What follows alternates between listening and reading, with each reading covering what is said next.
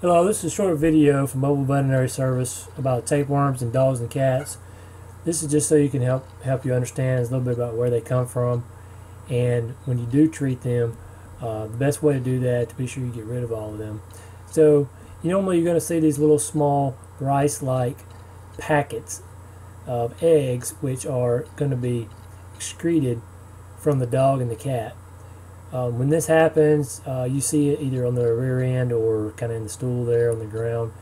What happens is these bust open and these little eggs come out, and then a flea will ingest these eggs, and inside the flea the eggs will, it kind of depends on the actual tapeworm. Some of them are ingested by rodents as well, but the point is that there's an intermediate host that ingests these eggs.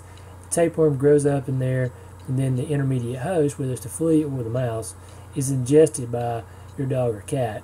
And then these, when these are digested, the intermediate stages of the tapeworm start growing inside your dog or cat's intestines. And once they grow long enough, you'll start to see these little egg packets coming out in their feces. So that's how it works. And the way you get rid of them is using some medication. Usually it's a pill, but there is an injectable form. And the main thing that I want to be sure you understand about that is that when you give the pill, you're going to kill most of the adult tapeworms that are producing these egg packets. However, there may be some small immature stages of these tapeworms that the first dose of your medication will not take care of. So we typically will dispense you another dose, an additional dose that is to be given approximately 3 weeks after the first dose.